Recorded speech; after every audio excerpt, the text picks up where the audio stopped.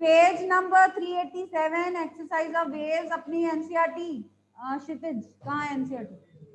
नहीं आपकी कल तो थी आपके पास, परसों। मेरे को तो हर एक बच्चे ने हैंड रेज किया था कि है, इसके बाद ही नहीं है। बस आपने परचेज कर दी है, परचेज की हुई है?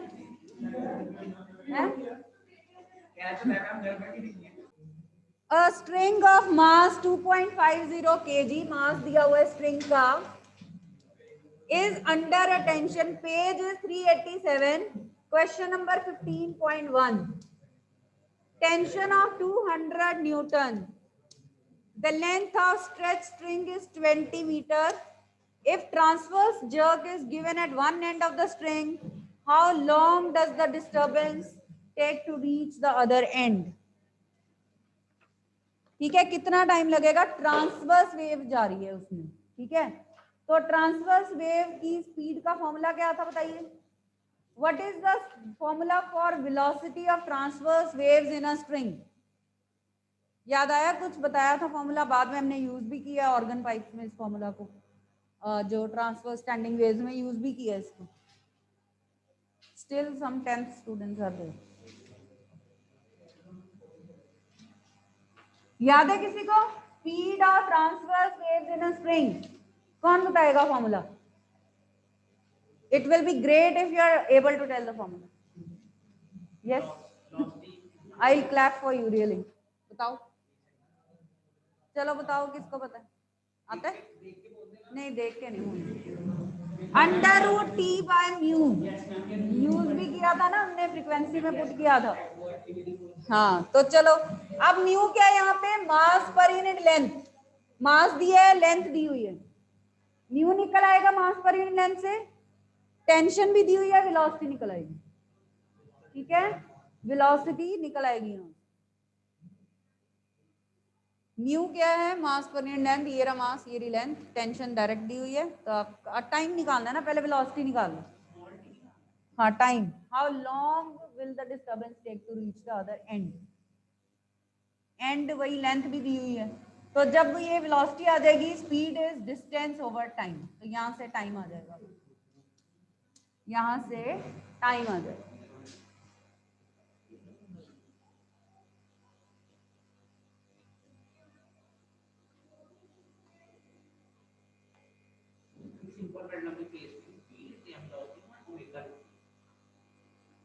कौन सी velocity?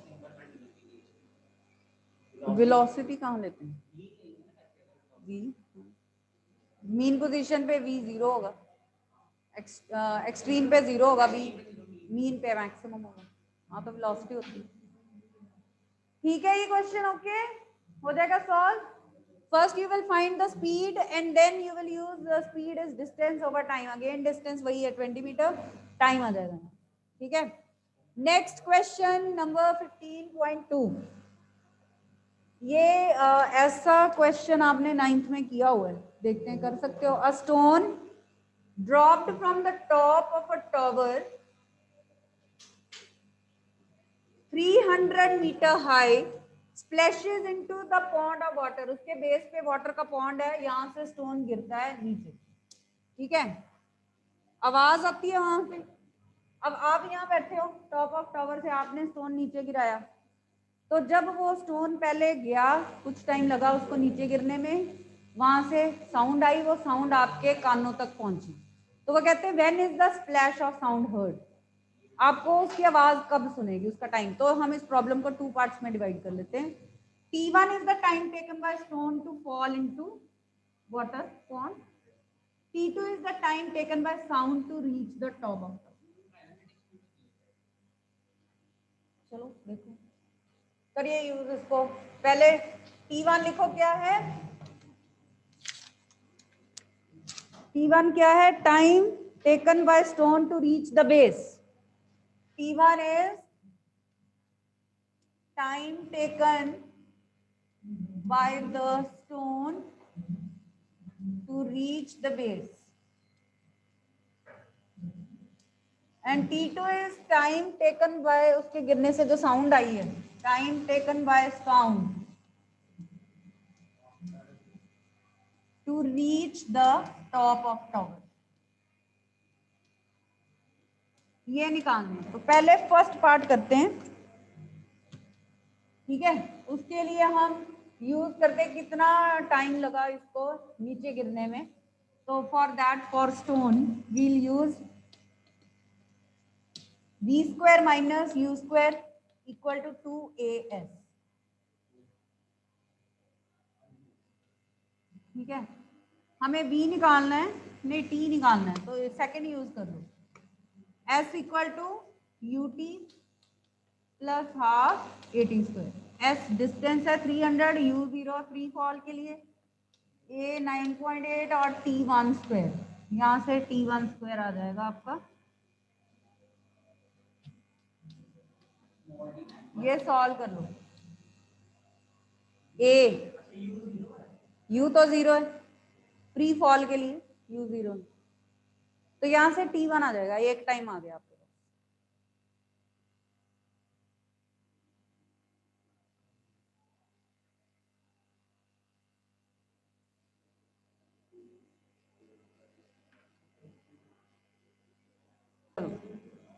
Second part, time taken by sound to reach the top.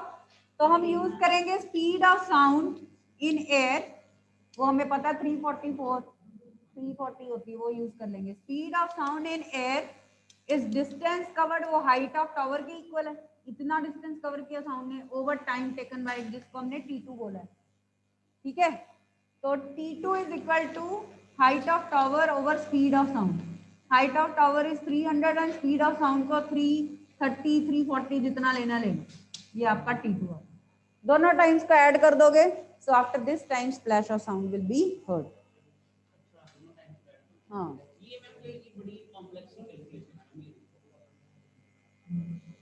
इसको थोड़ा सा देखो सिंपल कर लिया करो, 4.9 को 5 ले लो, 60 आ गया।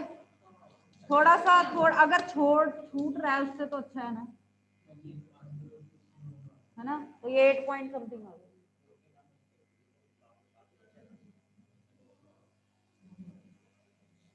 मतलब 7.9 कुछ आएगा ना। Clear? Now let's come to question number 3। A steel wire has a length of 15.3, ये भी उसी टाइप का है, ये नोट कर लो आप, मैं बस हिंट दूंगी आपको। A steel wire has a length of 12 meter, mass of 2.1 kg. What should be tension in the wire so that speed of transverse wave on the wire equals the speed of sound in dry air at 20 degrees Celsius, that is 343. फिर speed of transverse waves का formula लगेगा इसमें, बस उन्होंने speed of transverse waves 343 दी हुई, tension निकालनी है आपको, और mass per unit length, mass length दी हुई। तो again this same formula will be used in question number 3, तो ये आप कर लेना, ठीक है। उसमें बस उन्होंने स्पीड जो है इनडायरेक्टली घुमा फिरा के दी है कि स्पीड ऑफ ट्रांसवर्स वेव उतनी ही है जितनी speed of sound 20 degree Celsius पे होती है। वैसे वो लॉन्गिट्यूडनल वेव है, पर उन्होंने ट्रांसवर्स वेव की स्पीड उतनी बोली है। कोई बात नहीं, उसकी वैल्यू जितनी भी दी हुई है हम यूज कर लेंगे। 343 15.4, use the formula V is equal to under root gamma p by rho to explain why the speed of sound in air is independent of pressure increases। ये हमने factors affecting velocity of sound in air किया हुआ article, ये वही है, ठीक है। 15.5, we have learned that traveling wave is represented by a function y is equal to fxt where it is of the form vt plus minus x। पता है ना, वही वाला हमने किया था ना वेव फंक्शन, कि वो f is equal to V T plus minus X की फॉर्म में होता है।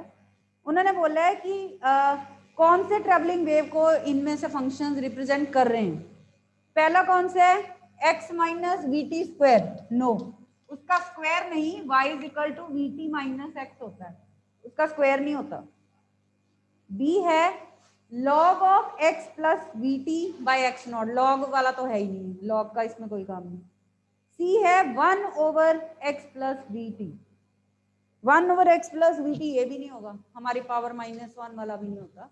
हमने अभी इतनी डेरिवेशंस की हैं, VT y is equal to a sine 2 pi by lambda VT plus minus X, कितनी सारी डेरिवेशंस की हैं, किसी में भी 1/vt प्लस एक्स नहीं आया या माइनस एक्स नहीं आया। ठीक है, 16th क्वेश्चन देखिए, सिंपल वेव फॉर्मूला लगेगा इसमें, 9th में किया हुआ है ना। वेव फॉर्मूला क्या है बताओ, व्हाट इज वेव फॉर्मूला, कौन बताएगा wave formula? Very simple, wave formula बताइए बच्चे। v is equal to lambda nu, v is equal to lambda nu, simple. अब यहाँ पे क्या कहा है उन्होंने, a bat emits ultrasonic sound of frequency 1000 kilohertz, मतलब ये हो गया 1 मेगाहर्ट्ज, किलो एक और 1000 आ जाएगा ना साथ में, 6 zeros हो जाएंगे। If the sound meets a water surface, what is the wavelength of reflected sound, transmitted sound? Speed of sound in air is 340, water में इतनी है। साउंड की स्पीड एयर में भी दी, वाटर में भी दी। अब रिफ्लेक्टेड साउंड कहाँ पे जाती है, एयर में से आगे एयर में भी वापस चली जाती है, तो उसके लिए आपने स्पीड जो है साउंड की एयर में यूज करनी है, बस डिफरेंस ये है, बाकी यही फॉर्मूला यही है। फ्रीक्वेंसी दी हुई है, स्पीड दी है, वेवलेंथ निकालनी है ना। तो फर्स्ट पार्ट के लिए उन्होंने कहा रिफ्लेक्टेड साउंड, तो रिफ्लेक्टेड साउंड की जो स्पीड है वो आपने वो लेनी है जो वाटर उन्होंने एयर में दी है, 340, ये आपका आंसर आ जाएगा सॉल्व। रिफ्रैक्टेड ट्रांसमिटेड साउंड वो है जो एयर में से निकल के वाटर में चली गई है। ट्रांसमिशन ऑफ साउंड पता है ना आपको, रिफ्रैक्शन ऑफ लाइट जैसे होती है वैसे, कि एक मीडियम से दूसरे मीडियम में जा रही है, वो ट्रांसमिशन ऑफ साउंड है। तो उसमें अब आपने स्पीड जो है साउंड की किस में लेनी है, वाटर में लेनी है, 1486 लेनी है जो दी है। गॉट इट बच्चे, कुछ यस कुछ नो मुझे पता चल जाए, सिर्फ सिंपल वेव फॉर्मूला लगा रहे हैं। बुक है ना सबके पास, 10⁻⁶, फ्रीक्वेंसी 1000 हर्ट्ज थी ना, 1000 किलो हर्ट्ज, किलो मीन्स एक और 1000, 6 zeros हो गई, ये 10 की पावर है। आप देखो सीधा आ गया 34 इंटू 10⁻⁵, एक जीरो कट गई। इसको क्या सॉल्व करना, 34 इंटू 10⁻⁵ मीटर। ठीक है भव्या, कौन सा, ये 6th है। 5th में मैंने कहा कि वेव फंक्शन, शुरू में जब मैंने डिफाइन कराया था कि एक वेव फंक्शन किस फॉर्म का होता है, इस फॉर्म का होता है ना। अब वो पूछ रहे हैं इनमें से कोई और ट्रेवलिंग वेव को रिप्रेजेंट कर रहा है, ये तो होता है, और कोई फंक्शन है, एक में उन्होंने स्क्वायर दे दिया इसका, एक में उन्होंने बोल दिया 1/this, एक में लॉग दे दिया इसका। ये ऐसी फॉर्म नहीं होती, bt प्लस माइनस एक्स वाली फॉर्म ही होती है, 1/, भी नहीं होता, स्क्वायर भी नहीं होता, और लॉग भी नहीं होता, ये वो तो सिंपल क्वेश्चन। 7th क्वेश्चन में बहुत ही सिंपल है, यही वेव फॉर्मूला यूज होना है। फ्रीक्वेंसी दी है और वेवलेंथ दी, स्पीड दी हुई है, आपको वेवलेंथ निकालना, v is equal to lambda nu, very simple, सिर्फ यूनिट का ध्यान रखना। ठीक है, अब आओ 8th क्वेश्चन पे, ये थोड़ा डिफरेंट है। नहीं उसमें तो वेव फॉर्मूला पहले में देखो, speed of sound in transverse waves in air पे 2-3 न्यूमेरिकल, फिर हमारे इसके ऊपर थे वेव फॉर्मूला के ऊपर। अब ये डिफरेंट है, 15.8 दिया हुआ है यहाँ पे, a transverse harmonic wave on a string is described by this wave function.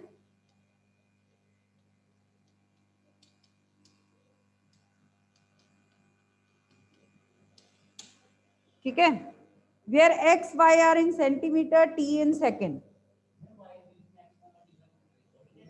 ये पोजीशन टाइम का फंक्शन है, मतलब y जो ये फंक्शन है that is a function of position and time. चरण जोत इधर देखो, ए पार्ट है, is this a travelling wave और अ स्टेशनरी वेव? बताओ किसका वेव फंक्शन है ये? ट्रेवलिंग हो सकती है कि स्टेशनरी हो सकती है? कैसे पता लगेगा? मैंने स्टेशनरी की जब डेरिवेशन कराई थी, कराते कराते मैंने आपको बताया था कि ये कैसे चेक करेंगे। स्टैंडिंग वेव में प्रोडक्ट होता है साइन कोसाइन का, अकेला साइन हो या अकेला कोसाइन हो वो ट्रेवलिंग होती है, जिसमें प्रोडक्ट होता है वो स्टेशनरी होती है। इसका मतलब ये कौन सी है? Travelling wave. This is not stationary. हाँ, पहला पार्ट हो गया। ट्रेवलिंग वेव का दूसरा नेम क्या है? What's the other name for travelling wave? अरे ये तो उसका तो इतना डिफरेंस कराया मैंने आपको, 7-8 पॉइंट कराए। What is the other name for travelling wave? देखो पूरा यूनिट कर लिया हमने। Progressive wave. Travelling waves are also called progressive wave. Standing तो बिल्कुल अलग ही कैटेगरी है, स्टैंडिंग और स्टेशनरी वो एक कैटेगरी, ठीक है। बी पार्ट है, what are its amplitude and frequency. अब हम सिर्फ कंपेयर करेंगे। हमारा जो वेव फंक्शन था आपको याद होगा क्या था? A sine 2 pi by lambda B T minus X, यही लिया ना हमने सभी में? ये वेव फंक्शन था ना। अब इससे कंपेयर करके आंसर दे देंगे। एम्पलीट्यूड फ्रीक्वेंसी, एम्पलीट्यूड कितना है? By comparing the fine amplitude is 3 centimetre, ठीक है। और फ्रीक्वेंसी कैसे निकालेंगे? इसमें फ्रीक्वेंसी कहाँ है? फ्रीक्वेंसी तो है ही नहीं है यहाँ पे, फिर क्या करोगे? भी छोड़ देंगे। फिर हम पहले वेवलेंथ निकाल लेंगे। देखो x का कॉफिशिएंट जो है वो इक्वेट कर देते हैं। इधर x का कॉफिशिएंट है 0.018, अगले पार्ट में वेवलेंथ भी पूछी हुई है, और इधर 2 पाई बाय लैम्डा इसका कॉफिशिएंट है x का। तो 2 पाई बाय लैम्डा किसके इक्वल है? यहाँ से by comparing the find 2 pi by lambda is 0.018। सिर्फ कंपेयर कर रहे हैं, x के कॉफिशिएंट को x के कॉफिशिएंट के साथ कंपेयर किया। यहां से लैम्डा आ गया आपका, सॉल्व हो जाएगा। ये वेवलेंथ भी पूछी हुई है। What is the initial phase at the origin? Initial phase क्या है क्षितिज? इनिशियल फेज क्या है इसमें? आपकी इक्वेशन में यहाँ पे +5, ये जो एंगल होता है वो इनिशियल फेज होता है ना। तो ये फेज है π/4, इनिशियल फेज एपोक, उसका दूसरा नाम। पाई फेज डिफरेंस भी कहते हैं, पर यहाँ पे आपका इनिशियल फेज कितना है पहले से ही बन रहा है ना, ये तो wave function. Coefficient of x क्या है? 2 पाई बाय लैम्डा, ब्रैकेट खोल दो तो यहाँ कोफिशिएंट ऑफ एक्स क्या है? 0.01 है। इन दोनों को इक्वेट की। ऐसे ही आप कोफिशिएंट ऑफ टाइम को भी इक्वेट कर सकते हो, पर हमारा यहीं से काम हो जाएगा। चलो इसको इक्वेट करते हैं। कोफिशिएंट ऑफ टाइम को करो, 2 pi by lambda into V is 36। कहाँ पे? हाँ माइनस है तो कोई बात नहीं, बाद में ड्रॉप ही करना है साइन, मैग्नीट्यूड ही चाहिए। अच्छा अब 2 पाई बाय लैम्डा कितना है? 2 पाई बाय लैम्डा को पुट करो यहाँ पे 0.018।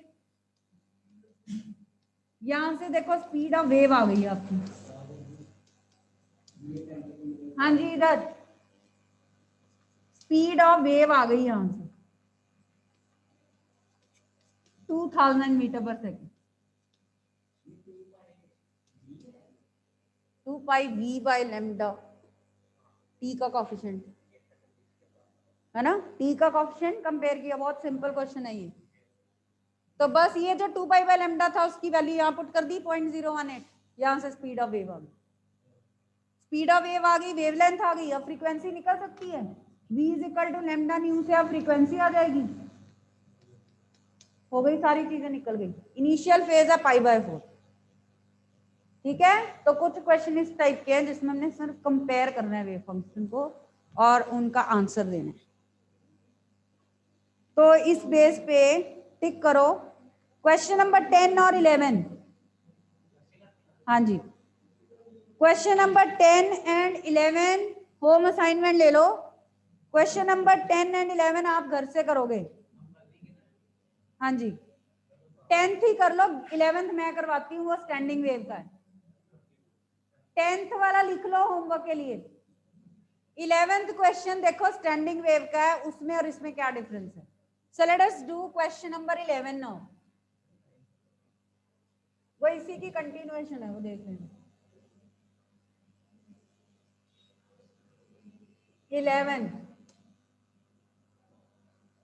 the transverse displacement of a string clamped at both ends is given by y equal to 0.06 sine 2 pi x by 3 cos 120 pi t, where x, y are in meter, t in second. Length of the string is 1.5 meter अलग से दिया हुआ है, and mass is 3 into 10 raised to minus 4 minus 2 kg. ये given है हमें। Does the function represent traveling or standing wave? बताओ। Standing wave, ये प्रोडक्ट है ना साइन और कोसाइन का, तो दिस इज स्टैंडिंग वेव। पिछले क्वेश्चन वाली ट्रेवलिंग थी। आगे है interpret the wave as a superposition of two waves travelling in opposite directions. What is the wavelength, frequency and speed of each wave. अब यहाँ पे हमने रिवर्स ऑर्डर में चलना है। जब हमने स्टैंडिंग वेव डिराइव की थी तो हमने सी डी फॉर्मूले लगाए थे, sine C plus sine D और फिर ये वाली कॉस साइन का प्रोडक्ट वाली इक्वेशन। यहाँ हमने रिवर्स करना है, ए बी फॉर्मूला लगाना है। तो हमारे पास दो अलग अलग टर्म्स आ जाएंगी, वो दो ट्रैवलिंग वेव्स होंगी। ए बी फॉर्मूले और सी डी फॉर्मूले पता है ना नॉन मेडिकल वालों को, वो फर्क है। हाँ ट्रिग्नोमेट्री फॉर्मूला मैंने सी डी का आपको साथ में बता दिया था ना, तो इसका भी बता दूंगी। अच्छा तीसरा पार्ट है find tension in the string. Tension in the string तो आपका वही फॉर्मूला है ना, speed of transverse waves in a string is this, mu दिया हुआ है मास पर यूनिट लेंथ। टेंशन निकालने के लिए स्पीड ऑफ वेव चाहिए, वो फिर बाद में ही निकलेगी जब हम इसको पहले as a superposition of two travelling waves express करेंगे।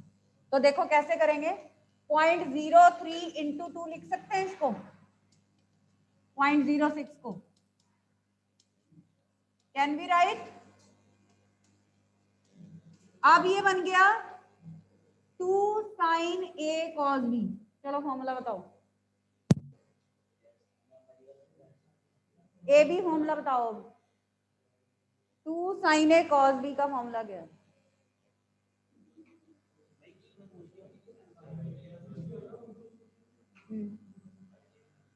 आगे sine A plus B plus sine A minus B है ना, ये लिख लो अलग से formula. 2 sine A cos B is sine A plus B plus sine A minus B.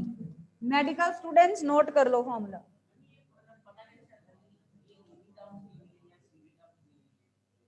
वो तो देखो हमारा जब हम दो वेव्स पहले लेते हैं, उनको सुपर इम्पोज करते हैं कंबाइंड स्टैंडिंग वेव बनाने के लिए, तो वहां पे अलग अलग दो थी, तो sine C plus sine D ही लगना था, उसमें प्लस वाला ही फॉर्मूला लगना था, तो हमारा कॉस साइन का प्रोडक्ट है। अब इनको हमने सेपरेट करना है, वो कहते हैं वो वेव्स बताओ जिससे ये बनी है, स्टैंडिंग वेव मिलके बनी है। तो अब हमें रिवर्स ऑर्डर में जाना है। अब कॉस साइन के प्रोडक्ट को हमें दो टर्म्स के सम की फॉर्म में एक्सप्रेस करना है। अब ए बी फॉर्मूला लगेगा, ठीक है। चलिए करिए इसको use. Sign A plus B क्या होगा,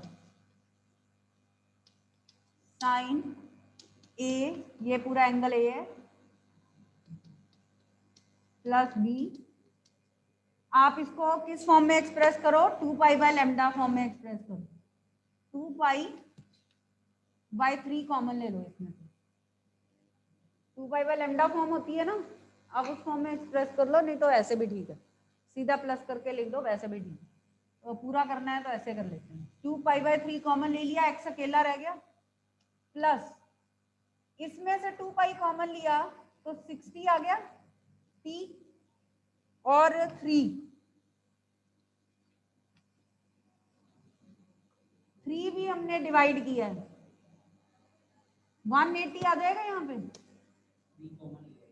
ब्रैकेट ओपन करके देखो, 2π/3 × 180 कितना होगा, 120 ना, एक ही बात है ना। तो हमने इसको बिल्कुल उसी फॉर्म में एक्सप्रेस कर दिया, vt + x की फॉर्म में एक्सप्रेस कर दिया।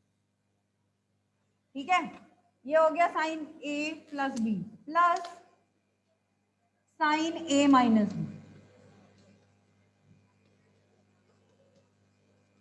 ये हो गया हमारा दो वेव्स का सुपरपोजिशन हो गया। अब हम बता सकते हैं what is the wavelength of each wave. 2π/λ, lambda ये है, इसका मतलब लैम्डा कितना, वेवलेंथ कितनी है, 3 मीटर। हाँ, दोनों की सेम, दो आइडेंटिकल वेव्स होती है ना, तो wavelength of each travelling wave is 3 metre. और क्या पूछा है, frequency and speed of each wave. Frequency of each wave और स्पीड के लिए हम क्या करेंगे, नेक्स्ट इसको हम कंपेयर करते हैं। 2π/λ vt, ये v आ गया, इसका मतलब स्पीड ऑफ द वेव कितनी है, 180 मीटर पर सेकेंड। कंपेयर ही करना है बस अपने वेव फंक्शन। v आ गया आपका 180,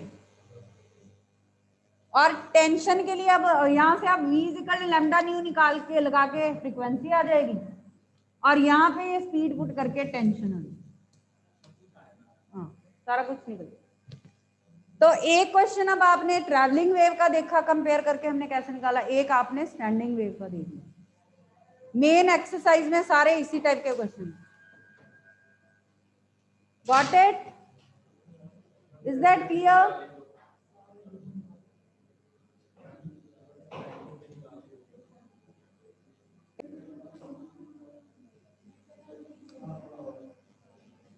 यहां से स्क्वायर करो दोनों साइड को, v² is this, so t is μv²। Mu है मास पर यूनिट लेंथ, स्क्वायर। ठीक है, इसको सॉल्व करना है।